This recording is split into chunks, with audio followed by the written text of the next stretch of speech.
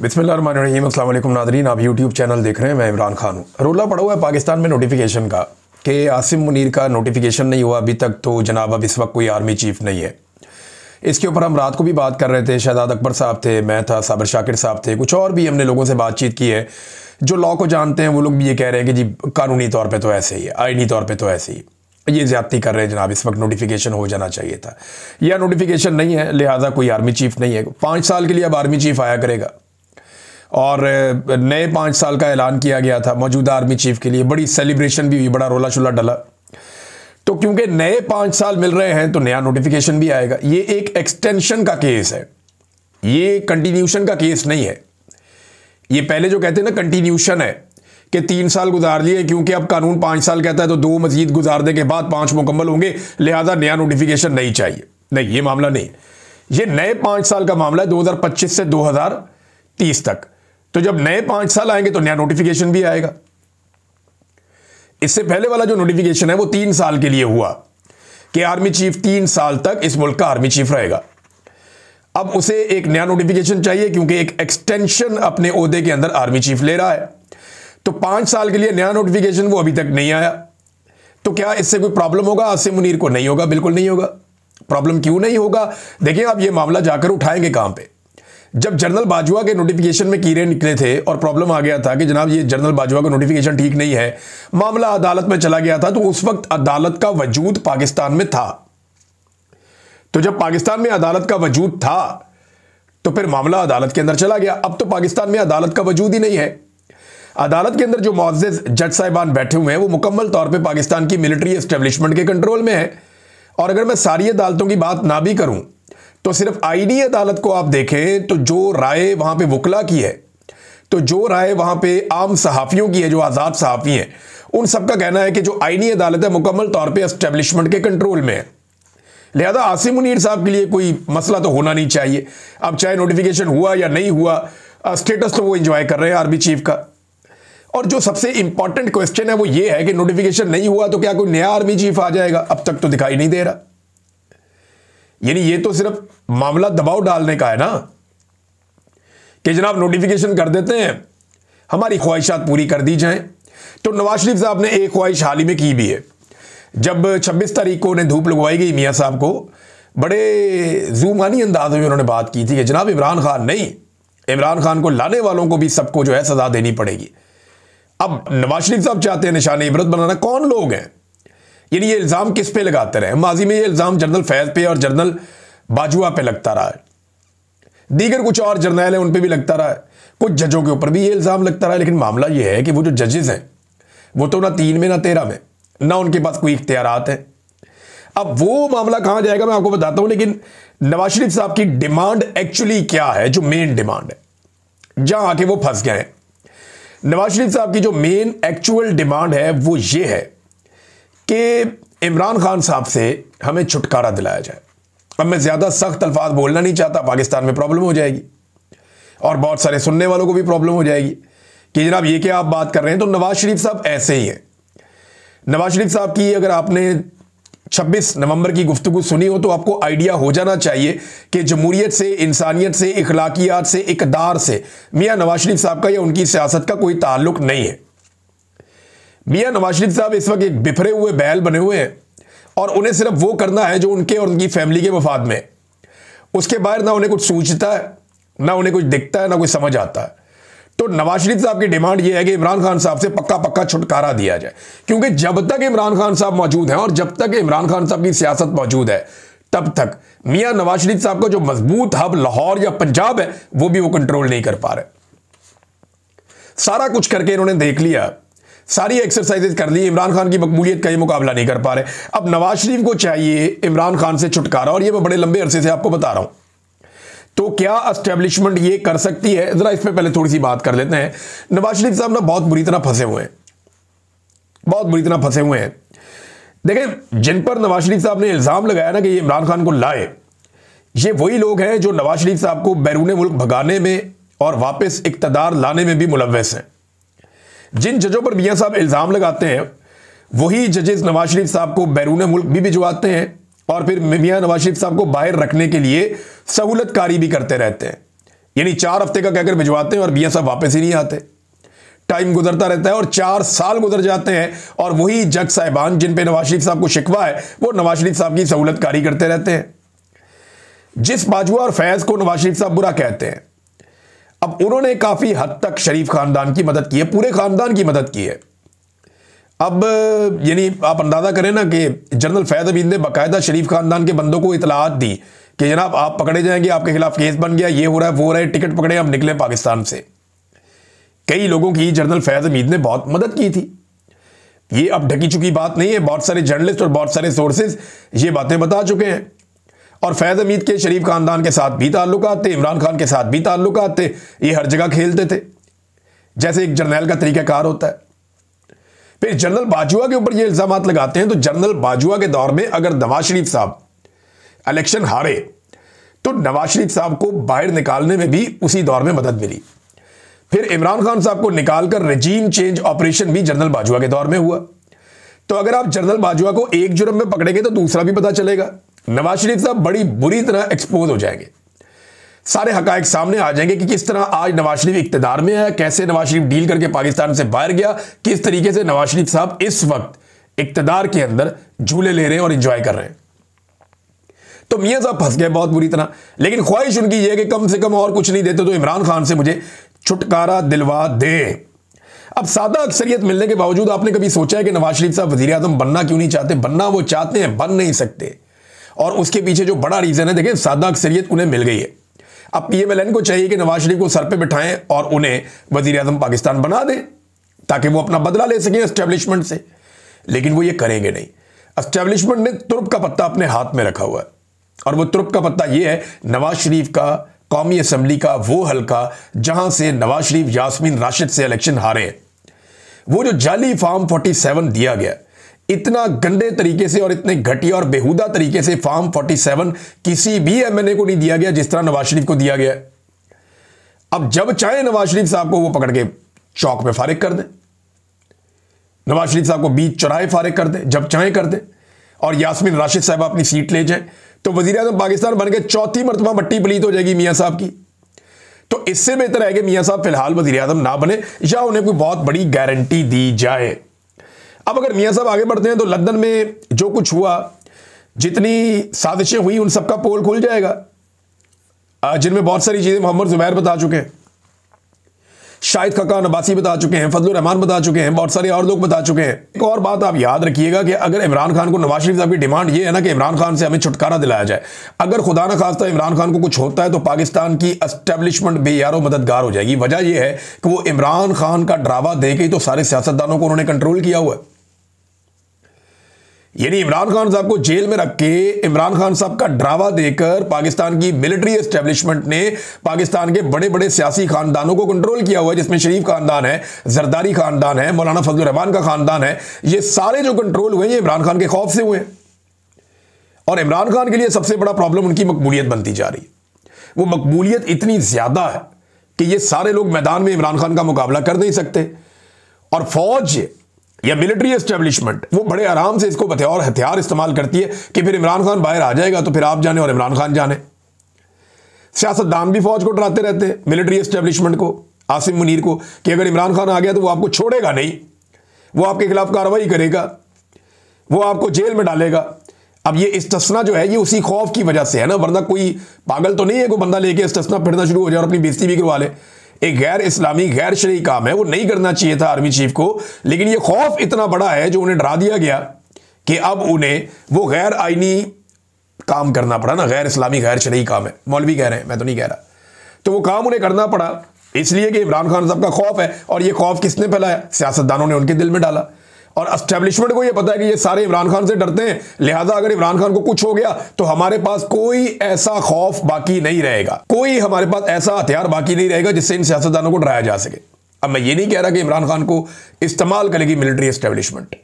अगर military establishment अदलिया पे दबाव डालना बंद कर दे तो इमरान खान साहब एक हफ्ते में बाहर आ जाएंगे। जैसे ही इमरान खान साहब बाहर आएंगे इन सबका भट्टा बैठ जाएगा, ये सारे जानते हैं। तो ये एक दूसरे की इंश्योरेंस पॉलिसी है, एक दूसरे के साथ भी चलेंगे।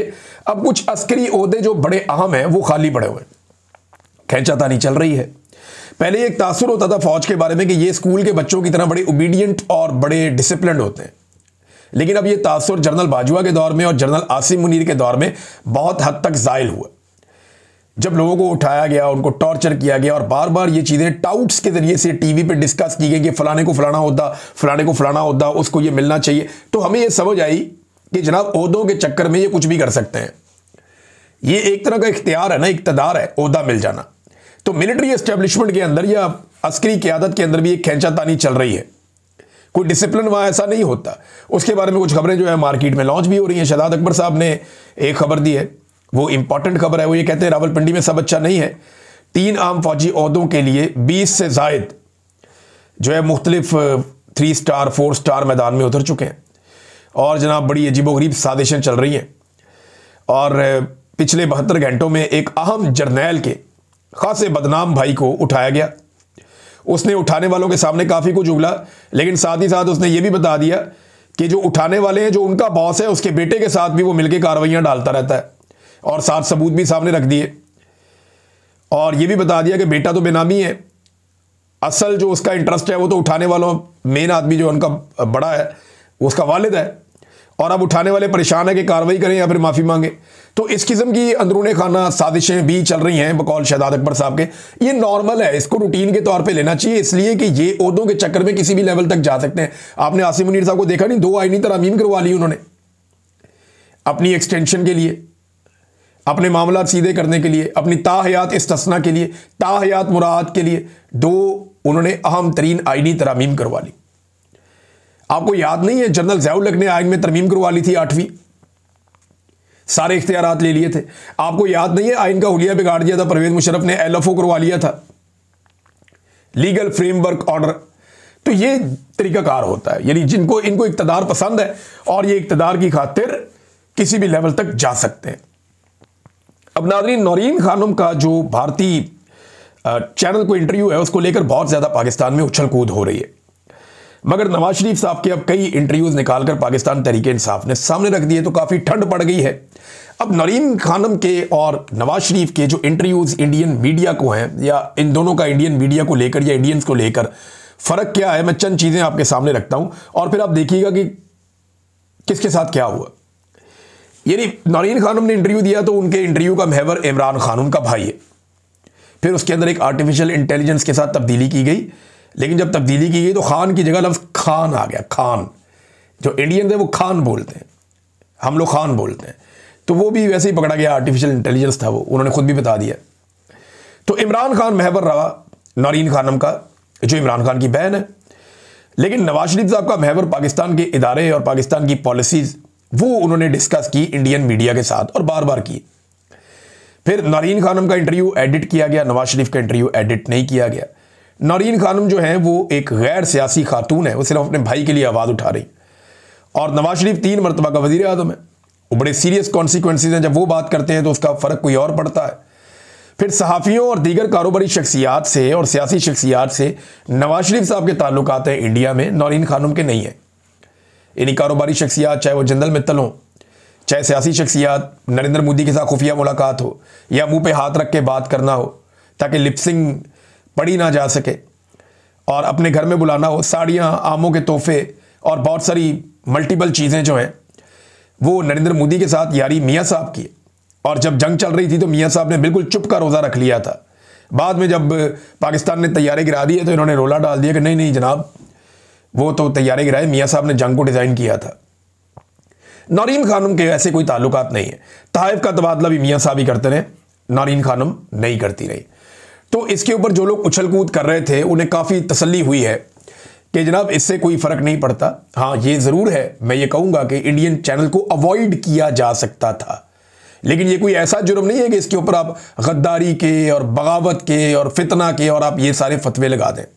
ये पाकिस्तान एस्टेब्लिशमेंट का पुराना खेल है और मैं हैरान होता हूँ, इन्होंने जितने खेल पाकिस्तान की तारीख में आज तक खेले हमेशा ये कामयाब होते थे, अब हर दफ़ा नाकाम हो जाते हैं। अब ये स्मगलिंग का खेल खेलता है वो इनके गले पड़ जाता है, ये गद्दारी का खेल खेलते हैं वो इनके गले पड़ जाता है, ये इंडियन एजेंट का खेल खेलते हैं, वो इनके गले पड़ जाता है। ये इसराइली या यहूदी एजेंट का खेल खेलते हैं, वो भी इनके गले पड़ जाता है। तो हर वो चीज़ जो सारी ज़िंदगी ये खेलते रहे हैं, वो आज इनके अपने ही गले पड़ जाती है। लोग जो है वो 1-2 घंटे के अंदर पोस्टमार्टम करके हाथ में पकड़ा देते हैं, जनाब ये है आपकी औकात। ये इस मरतबा पाकिस्तान में हो रहा है। तो जो सहाफ़ी इस्तेमाल हो रहे हैं या सियासतदान इस्तेमाल हो रहे हैं, उन्हें ज़रा एहतियात करनी चाहिए, क्योंकि एहसन इकबाल साहब ने कहा कि पीटीआई इसराइल और भारत के साथ मिलकर पाकिस्तान को बदनाम कर रहे हैं। तो मैं एक बात आपको बताऊं कि भारत के साथ जो नवाज शरीफ के ताल्लुकात हैं वो किसी के भी नहीं है, और ये अच्छी बात है, बुरी बात नहीं है। दोनों ममालिक को अमन के साथ रहना चाहिए। मियाँ नवाज शरीफ साहब अगर अपने अच्छे ताल्लुकात को इस्तेमाल कर सकते हैं पाकिस्तान और भारत के बीच में एक मुस्तकिल जंगबंदी के लिए और अच्छे ताल्लुकात के लिए, और जो बुनियादी मसाइल हैं, पानी के मसाइल, कश्मीर के मसाइल और दीगर, उन सबको हल करने के लिए, तो इससे अच्छी तो कोई बात हो नहीं सकती। तो जो ताल्लुकात हैं वो तो शरीफ खानदान के हैं ना, बाकियों के तो उतने नहीं है। और दूसरा जो है वो इसराइल के हवाले से जो करारदाद डोनाल्ड ट्रंप की है, जिसे इसराइल ने बहुत पसंद किया, वो तो पाकिस्तान ने अभी पास करवाई ना आपकी हुकूमत में। इमरान खान साहब तो उसके ऊपर मानते नहीं थे, वो तो कहते थे जब तक फ़लस्तीन एक रियासत नहीं बन जाता तब तक हम इसराइल को तस्लीम नहीं करेंगे और इस मामले में आगे नहीं बढ़ेंगे। अब हमास को गैर मुसल्लह करने की जिम्मेदारी पे करारदाद आपने पास करवाई है, इमरान खान ने तो नहीं करवाई। और इसराइल आपको पसंद भी कर रहा है, इमरान खान को तो वो पसंद नहीं कर रहा। उनके तो अपने डॉक्यूमेंट्स रोज़ाना की बुनियाद पर लीक हो रहे हैं कि जनाब इमरान खान को इसराइल पसंद नहीं करता, और नवाज शरीफ साहब को या मौजूदा जो दौरे हुकूमत में जो रजीम है इसको इसराइल काफ़ी पसंद करता है। उनके अपने अखबारात में बार बार ये बातें लिखी जा रही हैं। अब नाज़रीन, एक और सवाल पैदा होता है कि मंगल को क्या होने जा रहा है। देखिए, मंगल का दिन थोड़ा इंपॉर्टेंट है, उसमें चंद चीज़ें हैं। एक तो ये है कि हाई कोर्ट में पाकिस्तान तहरीक इंसाफ की क़यादत जमा होगी, MNAs MPA सेनेटर सारे आएंगे वहाँ पे, और उसके बाद ये हाई कोर्ट मेरे ख्याल में फेस सेविंग के लिए कोई ऑर्डर दे सकती है कि जनाब जाएँ, जाके आप इमरान खान साहब से जेल में मुलाकात करें। फिर ये मोटरवे पे रस्तों की बंदिश कर देंगे और एक टोकन एहतजाज भी किया जाएगा एक दिन के लिए, और अडियाला जेल के बाहर भी इज्तिमा पहुंचेगा, बहुत बड़े पैमाने पे लोग वहां पे जाएंगे।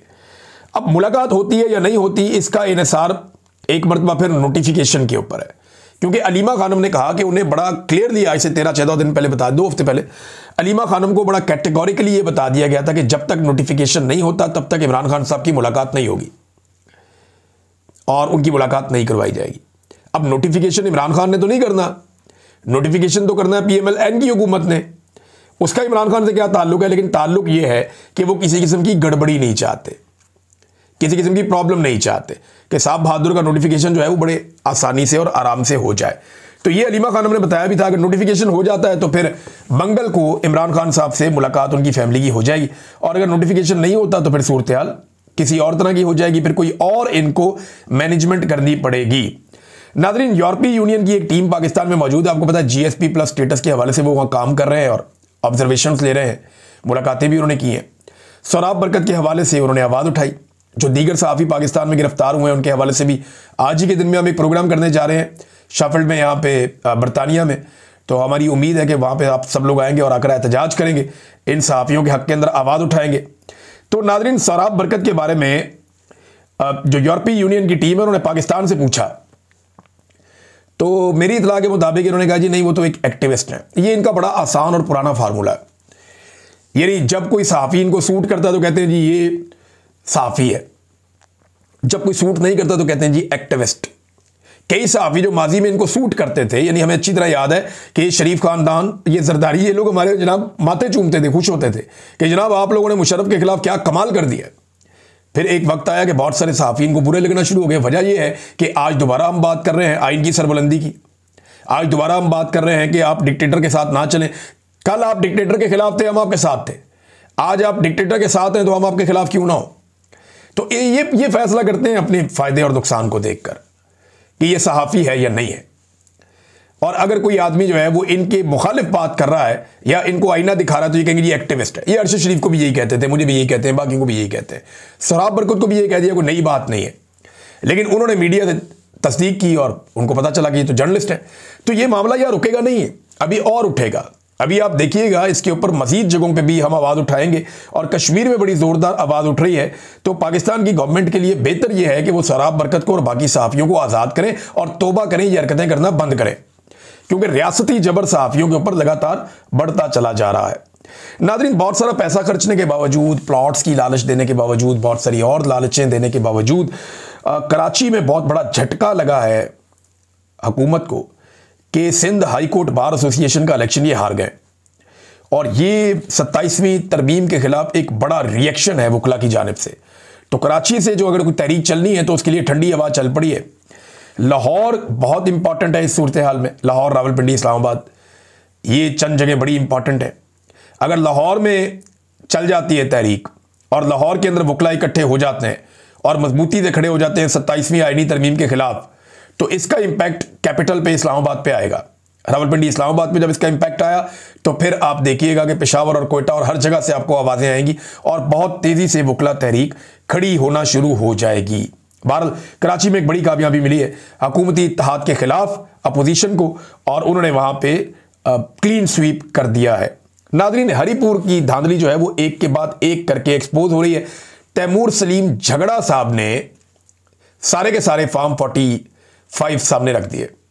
उन्होंने कहा जी कोई फ़र्क नहीं है हुकूमत के और हमारे इन फॉर्म 45 में, बल्कि उन्होंने ये बताया कि इलेक्शन कमीशन आज तक फॉर्म 45, 46 और 48 जारी नहीं कर सका। 602 में से 599 फॉर्म 45 के मुताबिक पीटीआई उम्मीदवार को 1,49,782, जबकि बाबर नवाज को 1,24,686 वोट मिले। यूं 25,000 से ज़्यादा की लीड जो पाकिस्तान तहरीक इंसाफ के उम्मीदवार के पास थी, और 67% पोलिंग स्टेशन पे पीटीआई आगे थी। लेकिन बाद में इसको तब्दील कर दिया गया और जीत को हार में बदल दिया गया, और 28% उनकी जीत की परसेंटेज रह गई 67% से कम होते होते। अब रिकॉर्ड कुछ और कह रहा है और election commission of Pakistan form 47 में कुछ और कह रहा है। तो वो कह रहे हैं जी हमारे पास हर स्टेशन के अंगूठों और दस्तखतों और एजेंट्स की तस्दीक शुदा असल कॉपियां मौजूद हैं, और ये बाकायदा उन्होंने जारी कर दी है सोशल मीडिया के ऊपर, आप जाकर देख सकते हैं। तो ये हुआ जनाब हरीपुर का इलेक्शन, और ये बिल्कुल मुख्तलिफ नहीं है। अगर इस तरह इलेक्शन करवाने हैं तो पाकिस्तान में तो फिर इलेक्शन का वजूद ही खत्म हो जाएगा ना। हाँ, पीएमएलएन को वोट पड़े, ऐसा नहीं है। हरीपुर में, एबटाबाद में, ये मानसेरा का जो पूरा इलाका है, यहाँ पे नवाज शरीफ का वोट बैंक बहुत तगड़ा है और बहुत पुराना है, बहुत पुराना है और तगड़ा वोट बैंक है, लेकिन जीतने की पोजीशन में नहीं है। यही 25,000 की लीड से वो हारे हैं। अब तक के लिए इतना ही। अपना ख्याल रखिएगा, अपने चैनल का भी। अल्लाह हाफिज़।